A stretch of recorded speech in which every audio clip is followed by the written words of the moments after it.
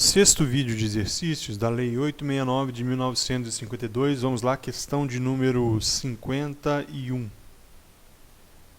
Julgue a afirmação a seguir. A aposentadoria decorrente de inspeção médica só será decretada depois de verificada a impossibilidade de readaptação do funcionário. Isso está certo ou está errado? Já pausou o vídeo, já respondeu, a alternativa está correta, isso mesmo. A aposentadoria só depois de verificada a readaptação. Se for possível a readaptação, não será decretada a aposentadoria. Verificar-se-á todas as possibilidades de readaptação de função para depois a aposentadoria. Questão de número 52. Analise as afirmações a seguir. A aposentadoria por invalidez será precedida de licença para tratamento de saúde por período não excedente a 12 meses. Expirando o período de licença para tratamento de saúde, será o segurado submetido à avaliação da junta médica do órgão pericial competente. Constatando-se não estar em condições de reassumir o cargo, será aposentado por invalidez. Qual estão corretas? Pause o vídeo e dê sua resposta. Já respondeu? A alternativa correta é a letra C. Somente a segunda está correta. Então a primeira não são 12 meses, mas sim 24 meses. Após 24 meses de acompanhamento, de licença médica, haverá a aposentadoria. Então terá o indivíduo que é aposentado por invalidez, ele vai ficar durante 24 meses, indo periodicamente ali na perícia, para verificar a sua impossibilidade de retorno ao trabalho.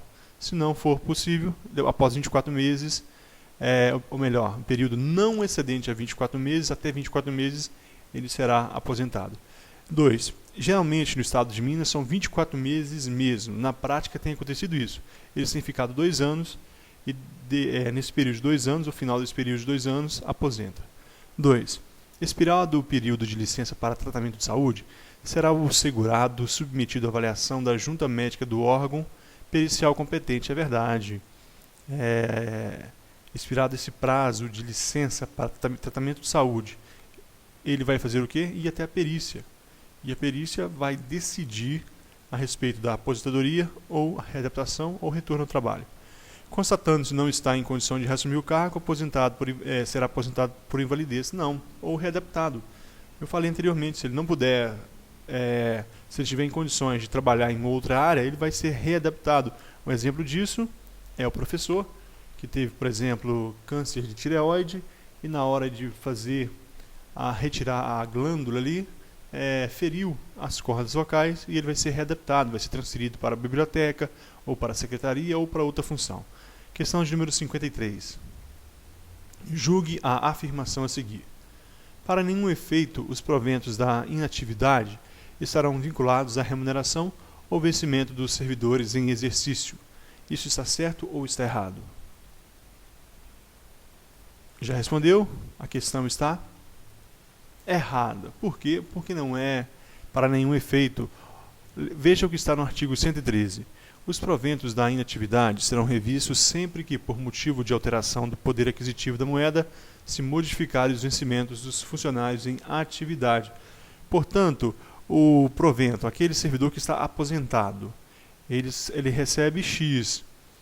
Quando o servidor em exercício tiver um aumento, tiver um reajuste, aquele que está inativo também receberá esse reajuste, esse aumento. É isso que está dizendo o artigo 113. Questão de número 54. Julgue a afirmação a seguir. Os vencimentos da aposentadoria não poderão ser superiores ao vencimento ou remuneração da atividade. Isso está certo ou está errado? Aquele que está aposentado, ele pode receber mais do que aquele que está trabalhando? Já respondeu? A alternativa está certo. Aqui nós falamos de quê? Superiores. Eu quero que você tome muito cuidado numa questão. Nessa questão, olha o que diz o artigo 115. Os vencimentos da aposentadoria não poderão ser superiores ao vencimento da remuneração, o vencimento ou remuneração da atividade. nem inferiores a 1/3. Isso aqui está no Estatuto do Servidor Público do Estado de Minas Gerais. Isso está lá. Não foi revogado, não tem nada que o revogou. Mas olha o que diz a Constituição Federal. Sobre a atualização dos proventos, uma vez concedidos, dispõe a Constituição. É assegurado o reajustamento de benefícios para preservar-lhes em caráter permanente o seu valor real, conforme critérios estabelecidos em lei. Se o valor dos proventos do aposentado ele é reajustado para manter o caráter atual, como que ele vai ser inferior, quase inferior a 1/3? Então, essa questão aqui, ao meu ver, isso não prevalece mais. Ao meu ver, mas o meu ver não interessa. Pode cair na prova. E se cair na prova, você vai ter que marcar aquilo que você achar melhor. Eu marcaria incorreto, porque é mais fácil comprovar num recurso que isso não existe mais, quando você apresentar esse artigo da Constituição, artigo 40, parágrafo 8º, mas ainda está na lei, não foi retirado. Vamos lá, questão de número 55. Além do vencimento ou da remuneração, só voltando para você não ficar assustado, questão assim a banca nem coloca na prova. Aquele que faz a questão não vai colocar uma questão dessa porque ele sabe que vai chover recursos, né? Então é pouco provável que caia uma questão assim. Questão de número 55. Além do vencimento ou da remuneração do cargo, o funcionário poderá oferir as seguintes vantagens, salvo ajuda de custo diárias, auxílio para a diferença de caixa, abono família e auxílio moradia. Pause o vídeo, releia e responda. A alternativa correta é a letra A, é auxílio moradia. Então, o servidor público pode receber ajuda de custo, as diárias, auxílio para a diferença de caixa e abono família. Nós falaremos sobre cada uma dessas questões. Nas próximas questões nós comentaremos elas. Auxílio moradia é somente alguns cargos do alto escalão do governo eles vão receber auxílio moradia se atendidas algumas condições. Não é para todos os funcionários públicos. Então, portanto, não está aqui no Estatuto do Servidor Público. Auxílio moradia não é todo o servidor que tem direito. A regra é somente alguns cargos do alto escalão. 56. Além do vencimento ou da remuneração do cargo, o funcionário poderá oferir as seguintes vantagens, salvo o mesmo enunciado, outras questões. Honorários, cotas partes e percentagens previstas em lei, adicionais previstos em lei, outra vantagem pecuniária dos órgãos ou serviços públicos das entidades autárquicas ou paraestatais, ou organizações públicas, em razão de seu cargo ou função, nos quais tenha sido mandado servir ou ainda de particular. Qual destes o servidor público não pode receber? Já respondeu? A alternativa correta é a letra D, outra vantagem pecuniária. Observe aqui o que diz o Estatuto do Servidor Público, Lei 869, artigo 119. Excetuados os casos expressamente previstos no artigo anterior, ou seja, seriam essas questões: ajuda de custo, diária, auxílio para a diferença de caixa, abono família, honorários, cotas partes e adicionais previstos em lei. Então, salvo esses previstos no artigo anterior, o funcionário não poderá receber, a qualquer título, seja for qual o motivo ou a forma de pagamento, nenhuma outra vantagem pecuniária dos órgãos públicos, das entidades autárquicas ou paraestatais, organizações públicas, em razão do seu cargo ou função nos quais tenha sido mandado servir ou em serviço particular. Então, isso aqui, essa outra vantagem, olha aqui, não se pode receber nenhuma outra vantagem senão aquelas, excetuados os casos previstos no artigo anterior. Então isso está errado. Agora vamos entender essa questão 56. Nesse honorários, você entenda, aí é um salário honroso, digno, é uma recompensa por um serviço extraordinário. Nessa questão aqui, cotas partes e adicionais, para ficar mais fácil, guarde somente isso aqui, previsto em lei. Se cair na sua prova previsto em lei, marque como correto. Mas e se a lei foi inconstitucional? A questão não perguntou se a lei era inconstitucional.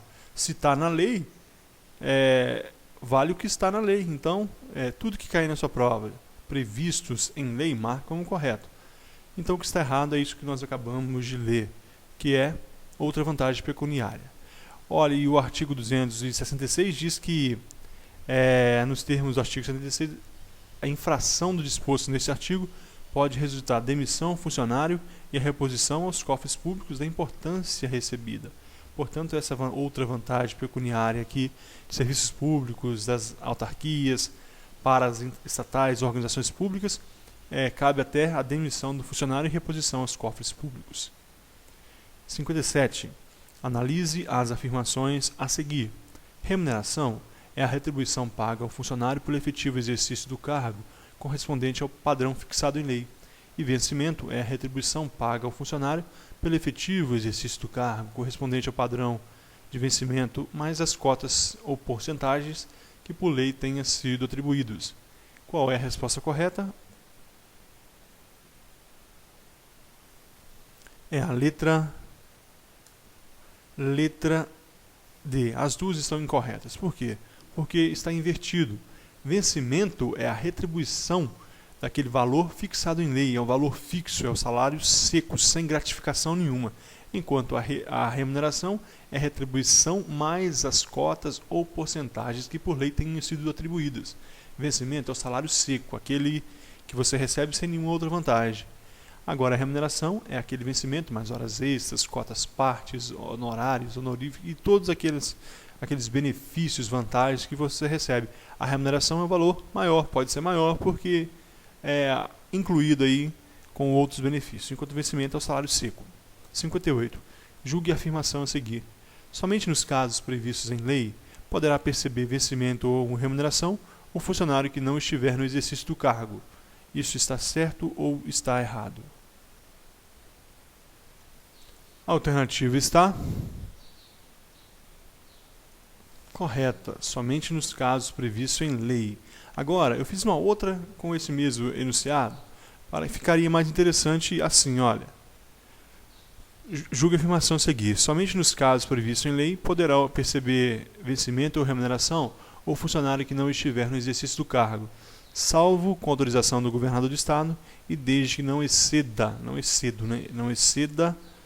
os limites do orçamento. E assim estaria certo ou estaria errado? Assim estaria errado. Somente nos casos previstos em lei pode perceber vencimento e remuneração o funcionário que não estiver no cargo.